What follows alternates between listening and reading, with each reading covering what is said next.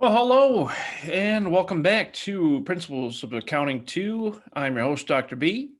We are in our final week of the spring 2021 semester, week 8. Wow, holy smokes, we made it. Amazing. um, yeah. So last week was a very heavy duty week. We had the exam two, or I'm sorry, exam three, we had the 10K project report, 10K project PowerPoint, the report, weekly report, and a homework assignment. Oh, that was a heavy duty week. That was probably definitely the busiest week out of the entire semester, no question. So quick update. I've spent most of the day grading. Uh, so most of I have finished the grading from last week. Amazing, right? I try to stay on top of grading. I try to grade as things come in. It's just it's the best way for me to be able to stay on top of the work. And that's my approach as I'm teaching. It's just good to constantly grade. That way, you where you constantly stand, and I know where you constantly stand. So it's good. Let's talk a little bit about this week. This week, two, well, technically three things. You have a discussion board like you normally do. It's about your next steps. Where you plan to go after 221. Um, we have the final exam. The final exam covers most of the course, right? So take your time with it. Start it early. It's not timed. You only have one shot, but it is open book, open note. So it's strongly recommended. Open book, open note. Take your time. Start it early. It's the final exam. It's worth 20% of the grade, which, yeah, it's heavy, but it's also the final exam. So again, open book, open note. It covers most of the course. Take your time with it. Look up the questions. Yeah, it's the best advice I can give to you for it. It's it's not as challenging as the other three exams were. That I can tell you. Uh, so hopefully that's a good thing. So that's the final exam. And then you'll have your standard report out that you've had for every week in the course. So again, for the week 8, you have your discussion board, final exam, and the week 8 report. That's it. A lot lighter than it was last week. So start early, work often. That's the best advice. If yeah, if you have any questions, just let me know. So that's what is going on this week. I'm going to talk about some new content things that they will be on the exam, but it's not going to be, as heavy. There might be one or two questions. It's not going to be a lot, but it is content that I do want you to know because you'll be using things like the time value of money in the future, in future courses, maybe on the job. Yeah, so let's talk about it. So week 8, we talk about time value of money concepts. Time value of money is the value of a dollar today versus a value of a dollar in the future.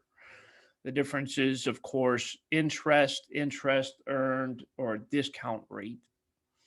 I'm going to talk about concepts like present value, future value, net present value.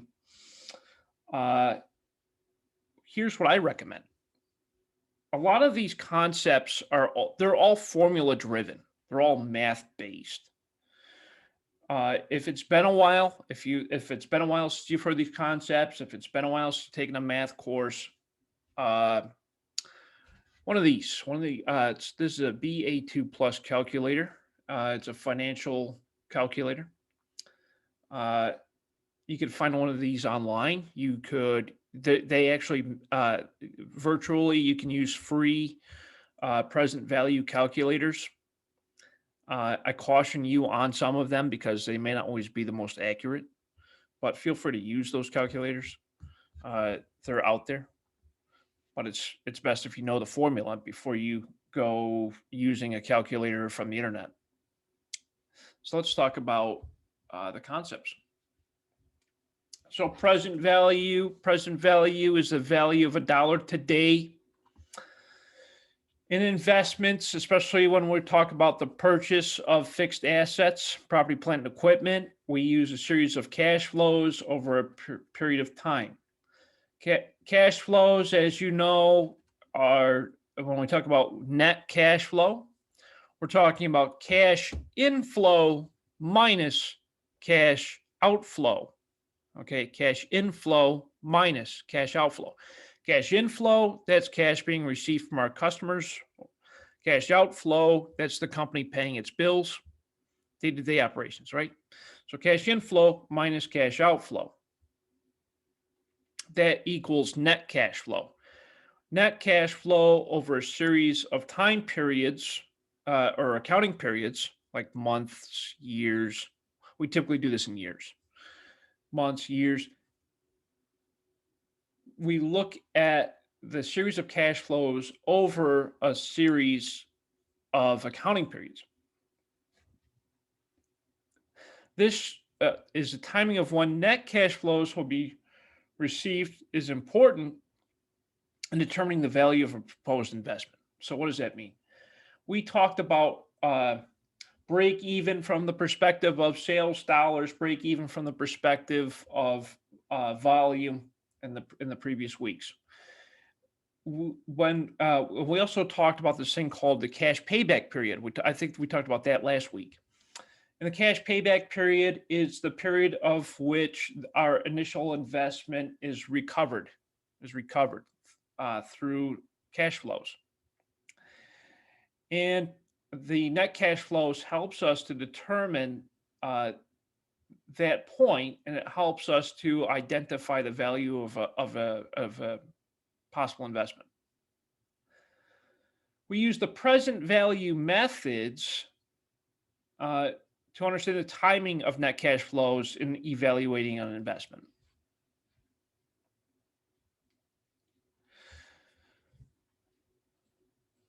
So when we look at capital investments, again, that's the purchase of property, plant, and equipment. Typically, we do this for equipment mostly. We run a series of calculations to determine whether the investment is worth it or not. There are really two methods that you can use to determine the present value of an amount or present value of an annuity.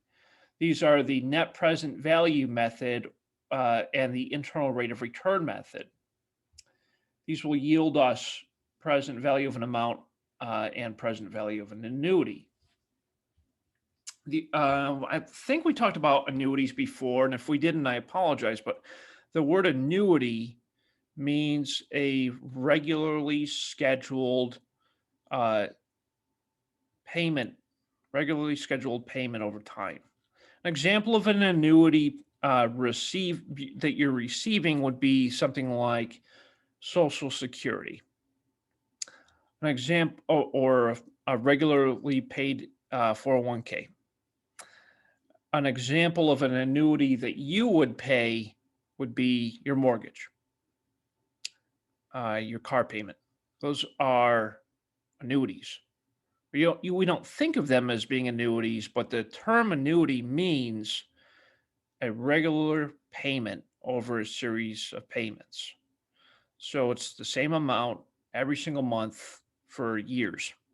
And that's why we use the example of a mortgage or a car payment, or on the receiving side, a Social Security or 401k receipt.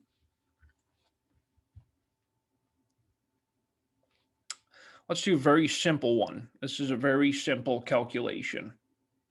Let's say you invest $1 today let's say you put it into your 401k, okay? And you leave it there for 3 years at an interest rate of 12%. What is the present value? Or what is the,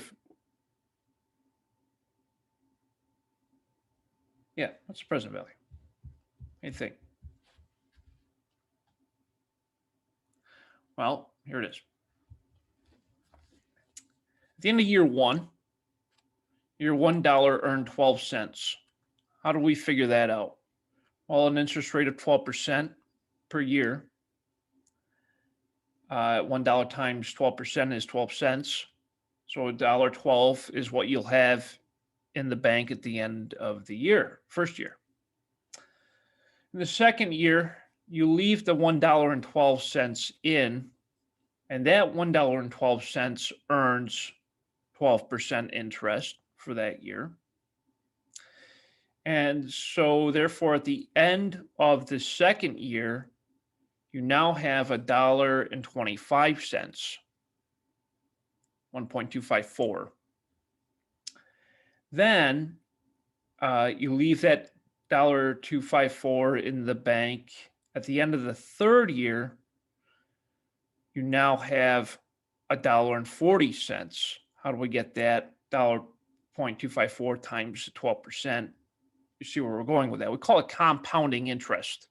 It's called compounding. It's where the interest earns interest over time, in addition to the principal. So $1 principal invested at the end of the first year, it becomes $1.12. End of the second year, it's $1.25. At the end of the third year, it's $1.40. How that happens is that you leave the dollar in, it adds 12 cents in the first year, then it's $1.12 principal at the beginning of the second year. That $1.12 principal yields another 12%, gets you $1.25. You leave that $1.25 in that, that becomes the principal at the beginning of the third year. At the end of the third year, you end up with $1.40. Do you all see this concept? Does it make sense? Okay, I'm the simple one. It's always me. But okay, the first one, boom. Second one, boom. Where you lose me at is why is it $1.12 times $1.12? Sure. So the reason why it's $1.12 and not just a dollar. I'm sorry. You're talking about the second part. Yes. This part right here, right? Yes, that part. Okay. So, if you think of it from the perspective of 2 years, that's why it's 1 times itself, right? $1.12 times $1.12 by the end of the second year. It's a little confusing, but a dollar times a dollar is a dollar. A dollar times $1.12 is $1.25. So Okay. basically, it's kind of like representing that's $1.12 extrapolated over 2 years. I would just ignore that part. It's almost too much information. The best way to think about it, Britt, is you got $1. You start off with $1, 12 cents you earn, or 12% you earn, which is 12 cents. So you start the second year with $1.12. You leave it in there for a year, $1.12 times the 12% interest. You add that back into the original $1.12, gets you to $1.254. You leave when you explain it like that. I'm sorry? When you explain it like that, it makes sense. No, when you explain it the way you did, it made sense. But when I'm just looking at $1.12 times $1.12, my mind goes, how am I going to remember to make sure my checks and balances that I'm going to remember that something like that? But when you explained it the first way, it made more sense. Great. Yeah, just remember that concept. The reason why the $1.12 times $1.12 is to represent the 2 years. That's Okay. like you just said. That's another way of checking itself, or checking your work, if you will. Okay. Yeah, great question. Thank you. My pleasure. Absolutely. Yeah, this is the concept of compounding interest. It's super important to understand this for more than one reason. If you have a 401k or a private retirement or IRA or GSA or whatever, right? Uh, you need to understand the concept of compounding interest. That's why, you know, your retirement account yields certain rates depending on the year and how much is in there and the principal amount and all that good stuff. It's good to know that because those accounts use compounding interest, and you can kind of figure out on average what you would have at the end of the year.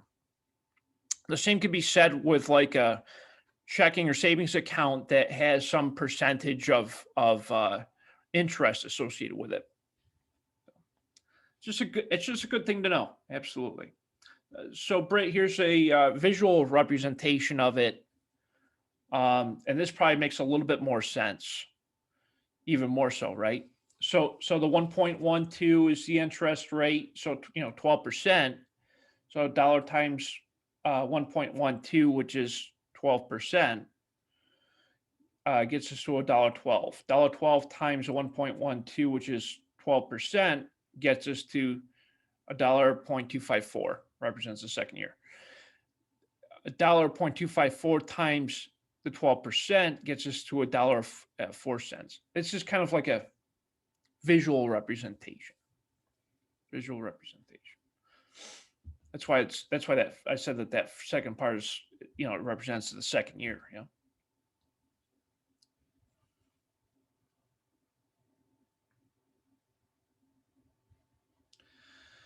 Okay, let's see. Second part of the question. January 1st, what is the present value of $1.04 to be received on December 2018? We can look at a table. Now, I'm going to show you the other way of doing this.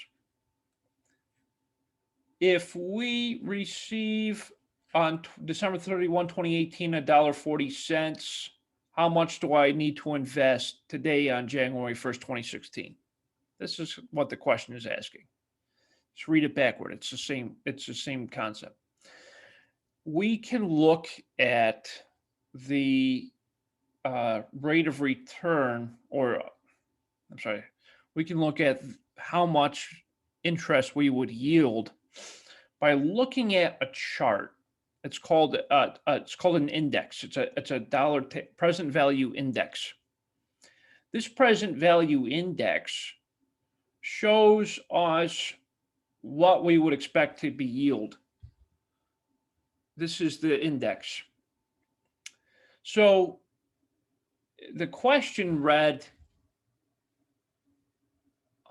if I was expected to receive $1.40 end of December 18 on January 16, how much do I need to put in?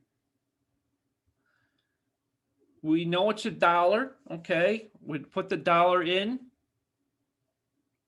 We see that at $1 compounded 3 years, 12% per year.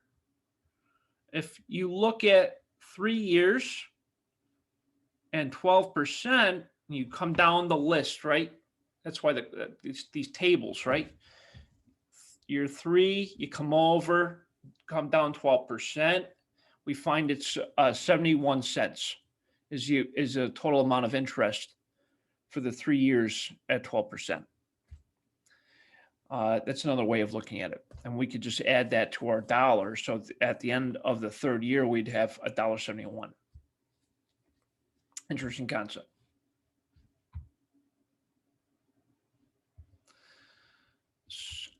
We can also work backward. This is how we find present value. So if I said, in 3 years from now, I want to have $1.40 at an interest rate of 12%, how much do I need to invest today? And you would know it's $1. How do you know it's $1? You work backward. Yeah. You take your you take your $1.40 times the rate that we found on the chart on the table, the index. So the $1.40 times the index rate, 3 years, 12%, gets us to $1. Or you could just do it the simple way and use a calculator. But the reason why I'm showing you this is because it's super important for you to understand the concept. And these visual representations help from that perspective. Did you have a question, Brett? I do. I just wanted to, because I just want to make sure, because I don't have that type of calculator. So I just want to know, like, as long as you can understand the chart to understand where the 2 points meet, it's always going to yield you the same exact answer. Exactly Oh, right. right.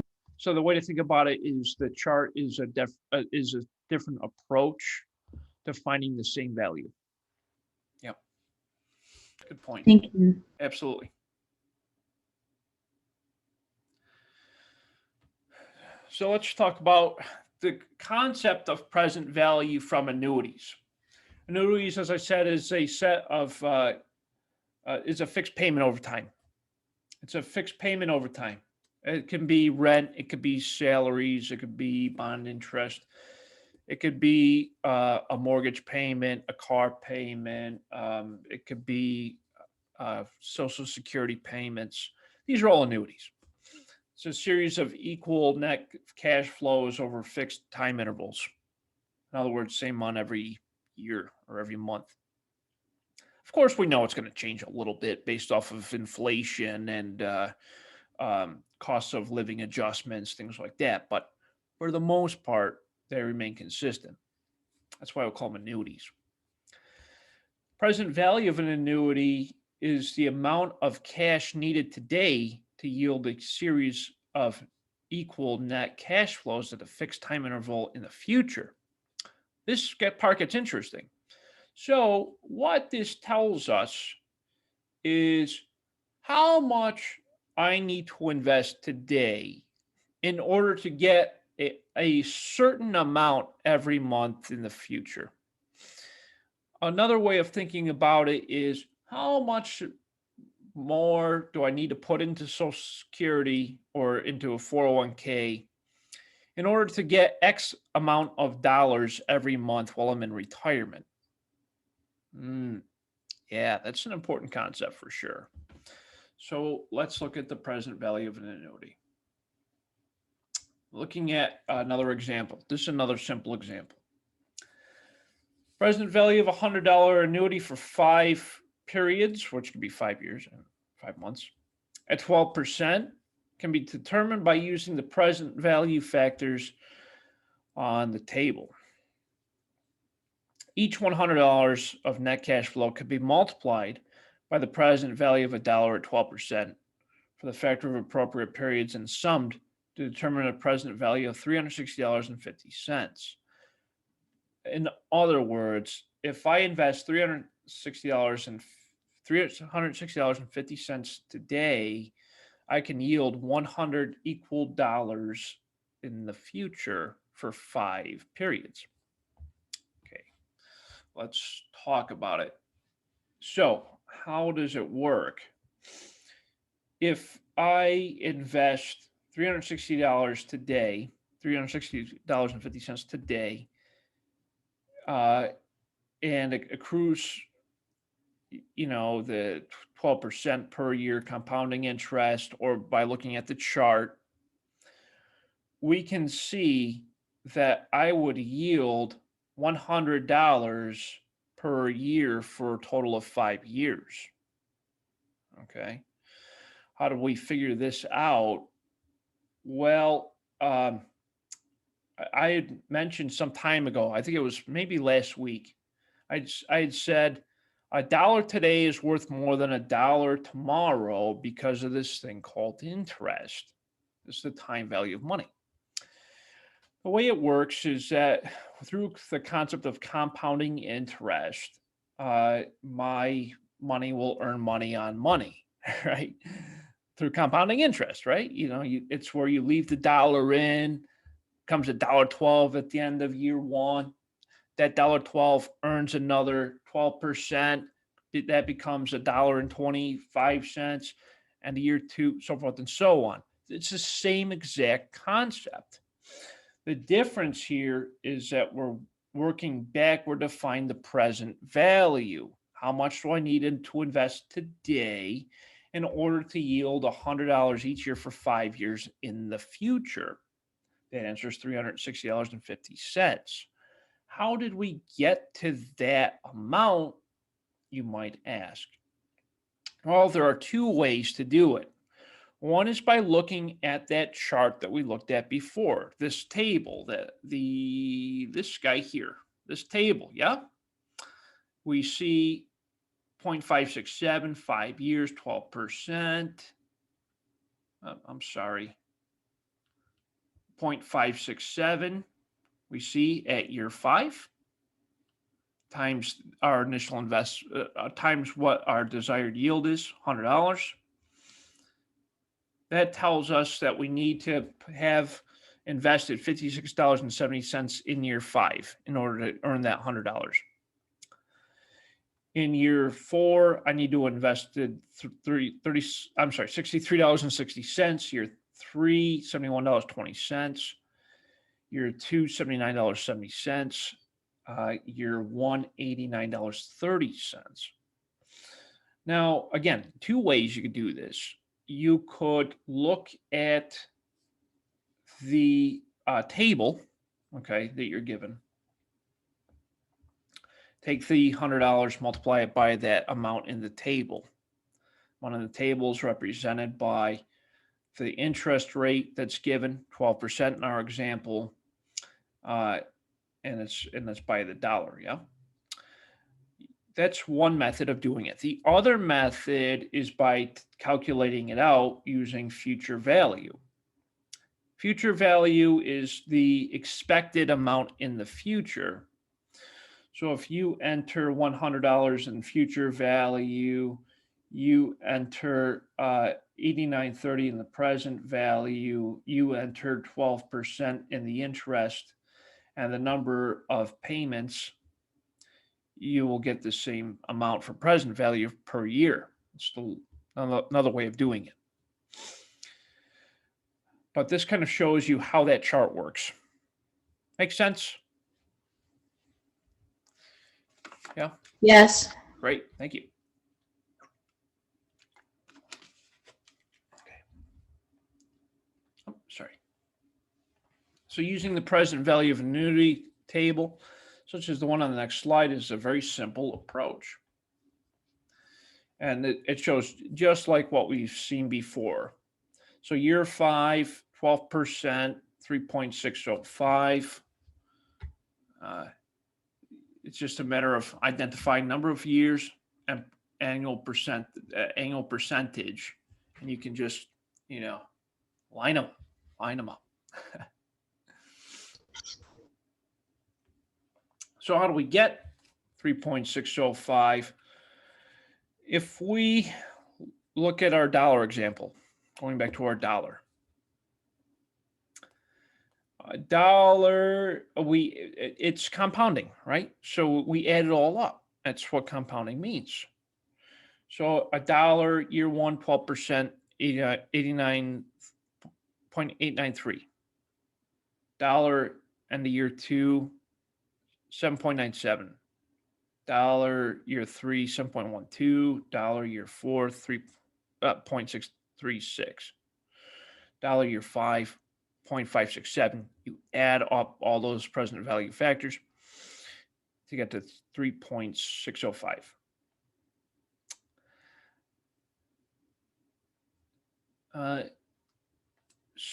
So does it make sense?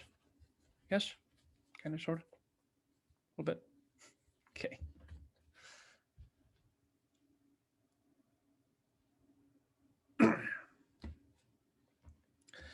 So looking at the net present value method and the net present value index, which is what I just showed you, are the most commonly used in a combination. I Personally, I just run the calculator. That's my approach. A lot of people, they just use the index. It's easy to use, very simple. You just number of years, percentage, find the amount, add them up over the years. That's it. Nice and easy. And sometimes we use a combination of both. When we use a combination of both, we find this thing called net present value method. We compare the amount of the investment with the present value of the net cash inflows. Sometimes we call it the discounted cash flow method. It's discounted cash flow method when we're working backward. The interest rate is used in net present value to analyze the company's minimum desired rate of return. Minimum desired rate of return, also known as a hurdle rate. This is the company's minimum requirement for an investment. In other words, the company could say, you know what, we're not going to purchase that piece of machinery unless we can yield a 10% required rate of return. In other words, if the company can generate 10% cash flow year over year from the investment of that piece of machinery, then they'll purchase the piece of machinery. The company sets these minimum rates of return based off of factors such as cost of obtaining funds for the investment. When you go to a bank, the bank's just not going to give you money. It don't work that way. When you go to a bank, bank's going to say, okay, how much you need? Okay, well, yeah, we could do that. It'll cost you, X amount down and this percentage of interest over the life of the loan. That's a cost of obtaining the loan. Okay. We take that type of information into consideration when we decide to purchase a new piece of equipment. And if we're going to use it through financing. Another method to find the internal rate of return, if we're not going to get the money through a bank, we could get the money through our investors. But our investors also typically have an interest rate that they want back. Because investors don't just give you money. It costs them something. It costs us something. So when you hear the words internal rate of return, think that, oh, this must be the required minimum, company's required minimum. So present values of cash inflows will equal or exceed the amount to be invested, then the proposal is desirable. In other words, if I can break even or do better than break even, there's a good chance I'll invest in this piece of machinery.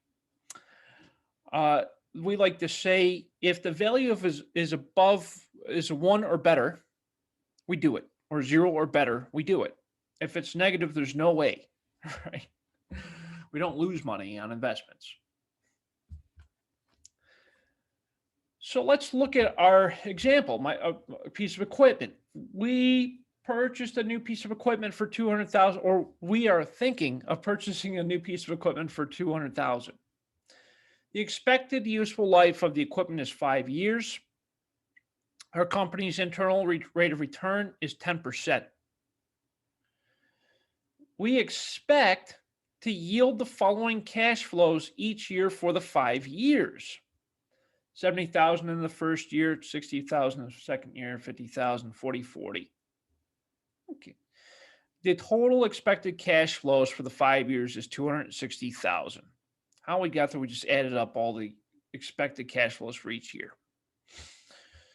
Well, just looking at the paper, yeah, looks like a good investment. 260 is definitely larger than 200. The desired rate of return is 10%.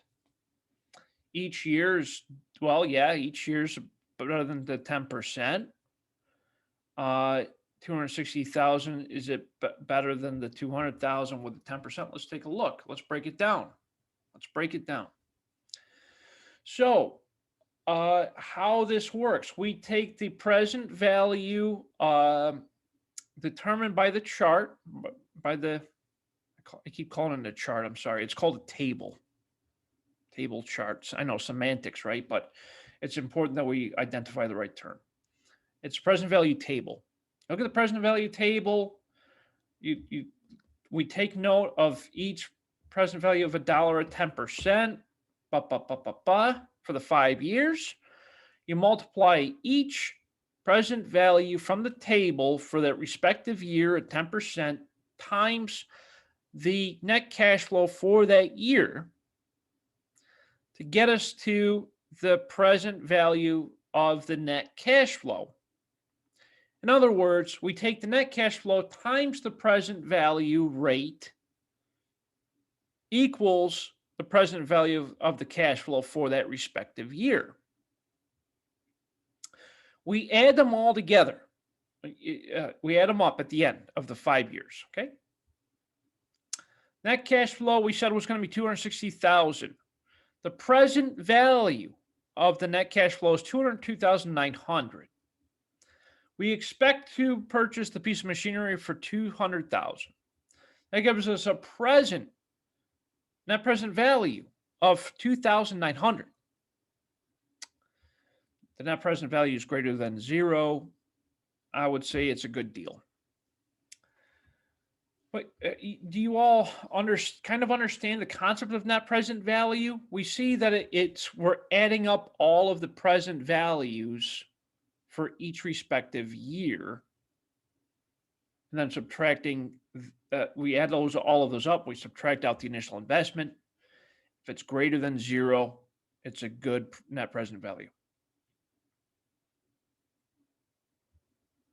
Yes, makes sense. Any question? Good. All right. Thank you. Excellent. Looking at it graphically, initial investment out the beginning of the first year, 200,000. The net cash flow, year 170, year 260, year 350, then 40. We take those the net cash flows times the present value from the table to equal our present value of the cash flow. We add up all of our present values of the cash flows for the 5 years, subtract out the initial investment, and our net present value is 2,900. It's basically like saying, if I invest in this piece of equipment today at $2,000, I would expect that we would be profitable at the end of year 5 by 2,900 on the investment of that piece of machinery. And this is very common. This is a very common method of discovering whether to purchase a piece of machinery or not. And a lot of companies use this, especially in manufacturing. So because the 2,900 indicates the purchase of a new piece of equipment is expected to recover and to provide more than the minimum required rate of return of 10%, thus the company should purchase that new piece of equipment. It is desirable. Advantages of this method: takes into consider cash flows from the investment. It takes into consideration the time value of money. And we can rank projects based off of that have equal lives using the present value index. And it's kind of, well, it's a little complex, but it's also kind of easy. You're using an index or a table.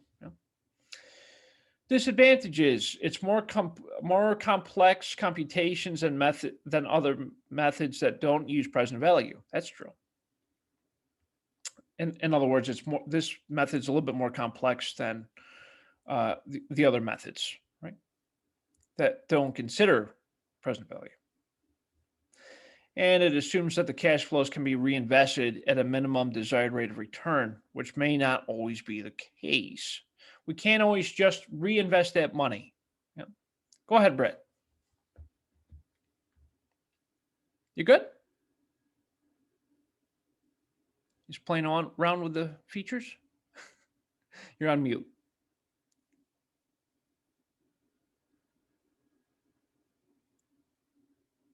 Brett, you okay? Yes? No? Maybe?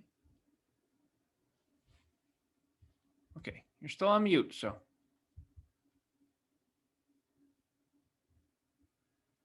Okay.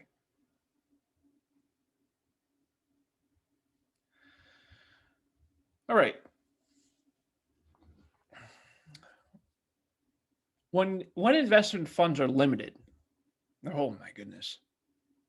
That's a statement in itself because that's all the time. When capital investment funds are limited and the proposal involves different investments, we rank them. It's important to rank them by using the present value index. Present value index, how is it calculated? We take the total present value of a net cash flow and divide by the amount to be invested. So total present value of net cash flow, what is that? Total present value of net cash flow, we did look at it from an earlier example, but we'll show you. We'll show you again, or I'll show you what the total present value of net cash flow would be. Looking at our earlier example from the purchase of didn't understand the last bullet. We're talking about this one here. Sorry. That's okay. It froze. It literally froze and then kicked me back out. I just wanted to understand what it meant when you said you can rank projects with equal lives. Oh, sure. Yep. So let's say you had a piece of machinery that you were looking to invest into versus a different type of machinery, or you had multiple projects. So let's say you're like, oh, the company wants to build this factory versus not building the factory, but investing it into different pieces of machinery. And we expect that both the pieces of machinery and the factory have the same useful life. So in other words, we expect that the project will only last for 5 years, regardless of what we do. So company decides to build the factory, we expect the project in the factory to be 5 years. If the company decides to purchase machinery, we expect the project to only last 5 years. So that's what we mean by the same useful life or equal useful life. Is it's expected to be the same amount of time. Okay, just checking. Yeah, great question. Absolutely. So looking at it from a capital investment perspective, looking at the present value index, we take the total present value of net cash flow divided by the amount to be invested. If we look at our earlier example, the total present value of the net cash flow was $202,900 divided by the initial investment of $200,000. That gets us to a present value index of 1.0145. How did we get that? You might be asking. The company looks at a series of proposals and we rank them. This is through the present value index. Through the concept of ranking, it helps us to identify which is the most feasible project. So let's think that our company has 3 different proposals. What are the proposals? You might be asking. I don't know. We'll say we're going to make it up. We're going to say, let's say the company is looking at 3 different types of machines that do the same thing. Okay.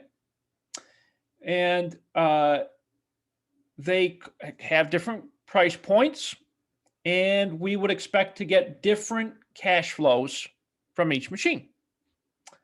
So proposal A, machine A, we have a total present value cash flow of 107,000. We expect to purchase the piece of machinery for 100,000. That gives us a net present value of 7,000. How we got net present value 7,000? You just take your net cash flows minus your initial investment. You get 7,000.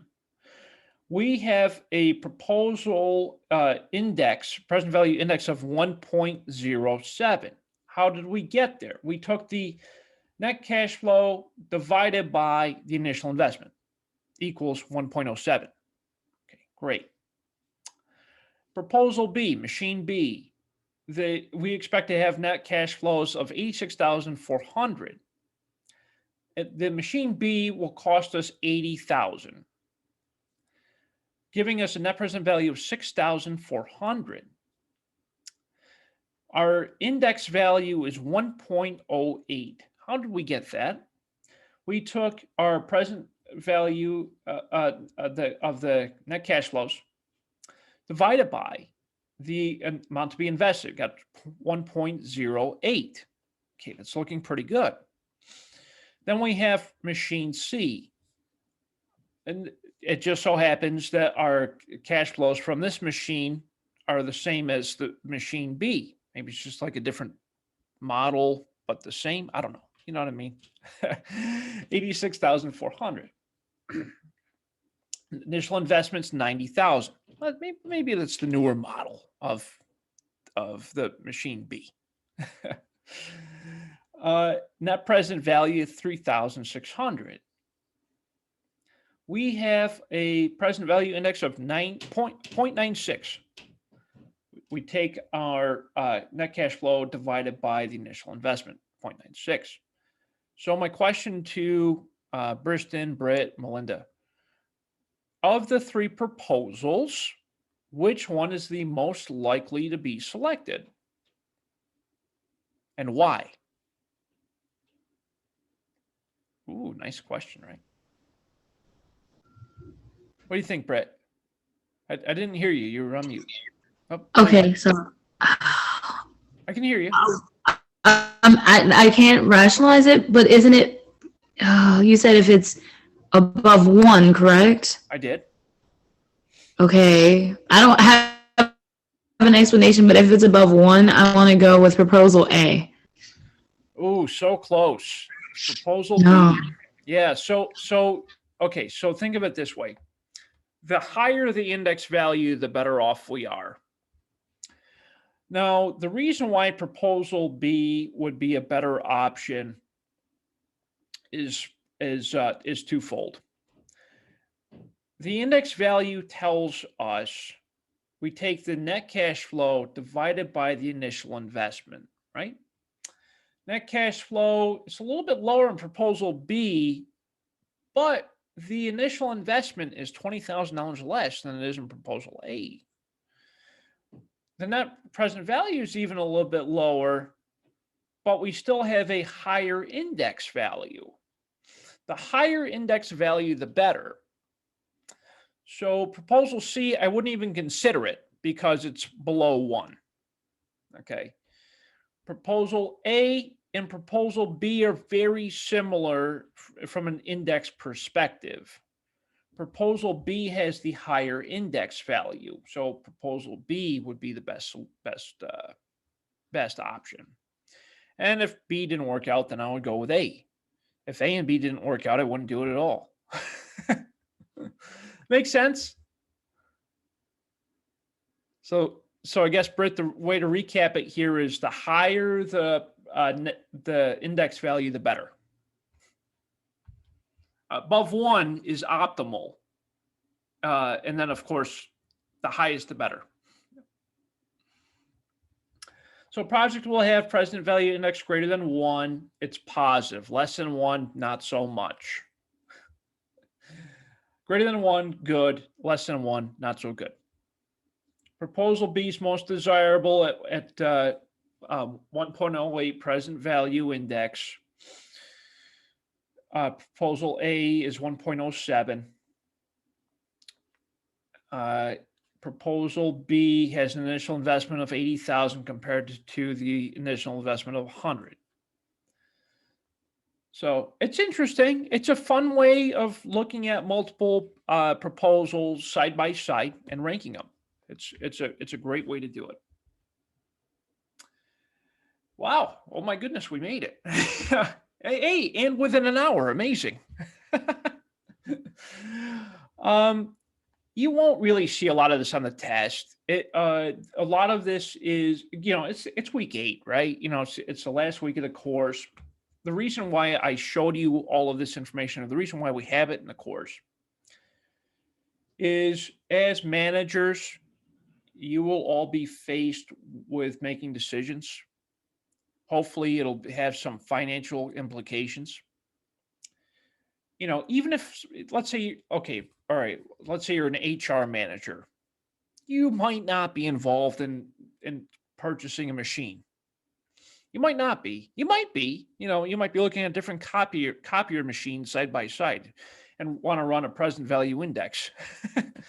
It's possible, but you might be faced with this stuff at some point.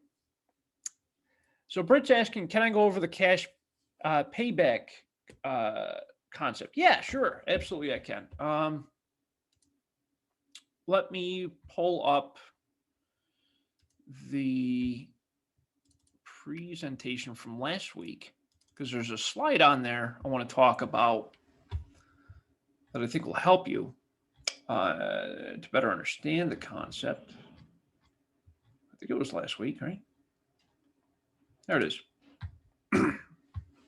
Cash payback. So with cash payback, the formula is the initial cost divided by the annual net cash inflows. Well, now we know a lot about that, right? Cash payback period tells us at what point we would recoup our initial investment. The example we had there was the cost of a new machine of 200,000. The cash inflows from the machine per year is 50,000. Expenses are 30,000, including depreciation. Depreciation per year is 20,000. Cash inflow 50,000 minus your expenses of 10 gets you to net cash inflow of 40. Okay. Expenses from the machine, including depreciation, are 30,000. Depreciation expense is 20,000. The cash expense of the machine is 10,000. We take our cash inflow minus our cash outflow. I'm sorry. What am I saying? We take, it's just the inflow is what we're concerned with in the formula. So we take our initial cost, machine cost 200,000, divided by the cash inflows per year, 40,000, equals 5 years. The 5 years tells us that we'll be able to recoup our initial investment of the machine within 5 years. That's the concept of cash payback.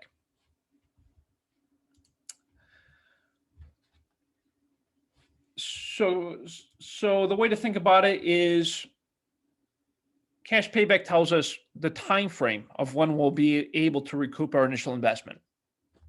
It's the most simplest way of thinking about it. So if you take your cash inflows, your net cash inflows, spread it over a time frame,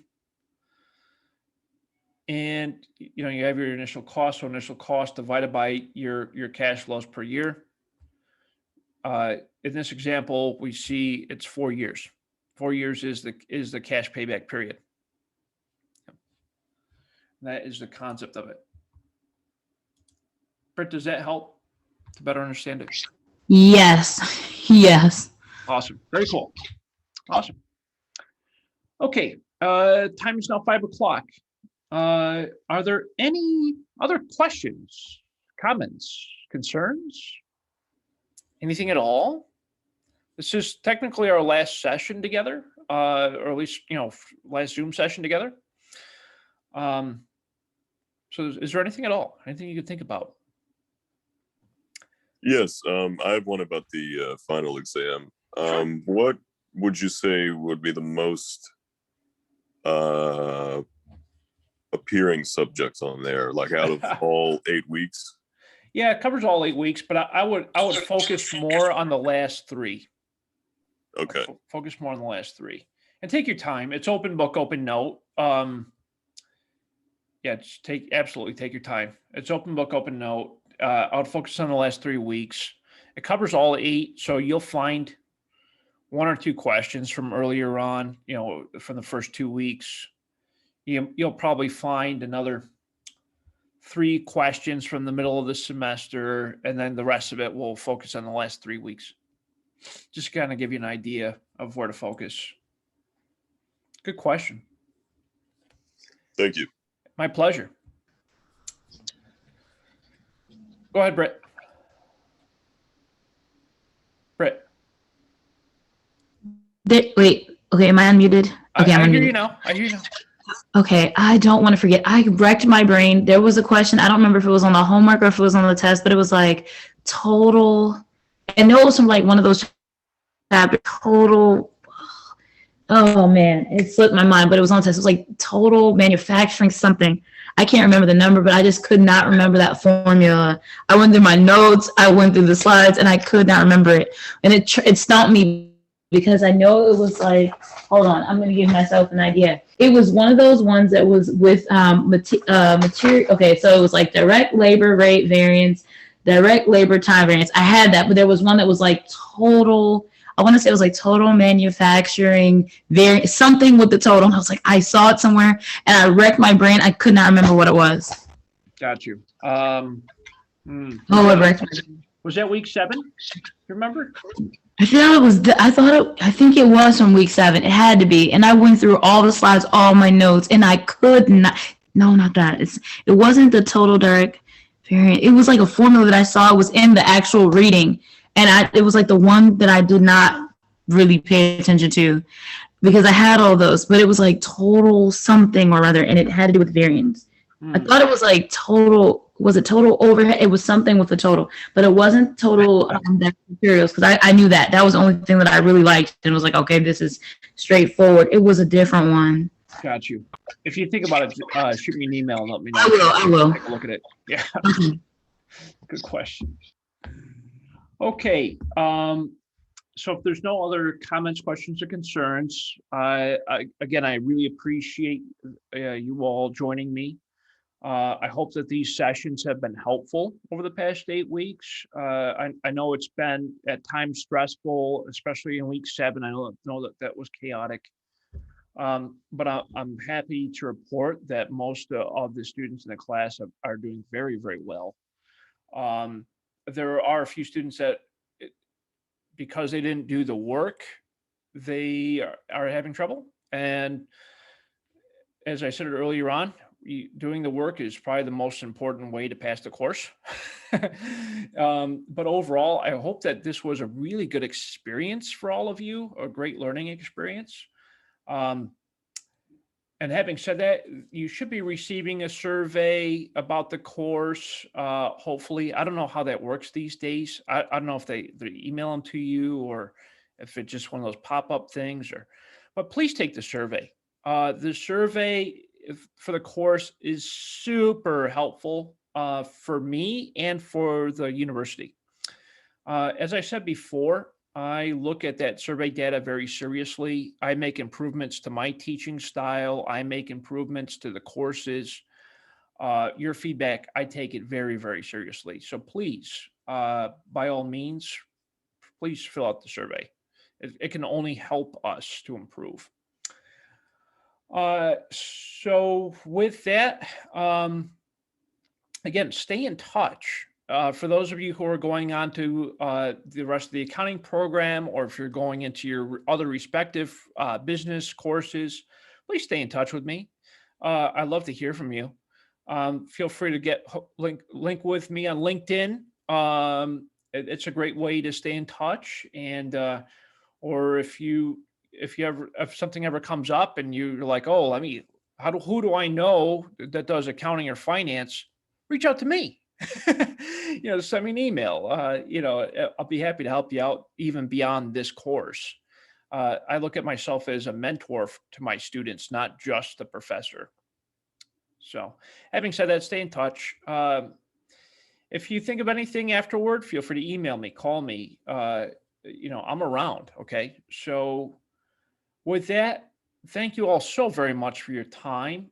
I look forward to finishing up the week strong with a good finish on the final exam and the report and all that great stuff. So, well, thank you all so much. Stay safe, wash your hands, do the right things, and thank you again for a great semester together. I'm looking forward to a good finish. All right, take care, y'all. Thank you so much. Thank you for these Zoom meetings. They were super helpful. My pleasure, Melinda. Anytime. Thank you so much. All right, take care. Thank you. And thank you for explaining that chart, because when I first looked at it, I was like, what in the world is that? And I feel much better about that. Thank you. Anytime. My pleasure, Britt. Thank you. All right. Have a good evening. You too. All right, bye-bye. I'm probably going to email you with a couple more questions, so please don't be annoyed, but they're coming. Okay, I got you. No worries. All right. I appreciate it. Bye-bye. Okay, bye-bye. Thank you. Thank you. Thank you.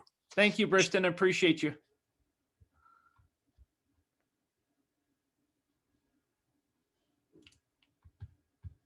Take care, y'all. Fill out the survey. Thank you.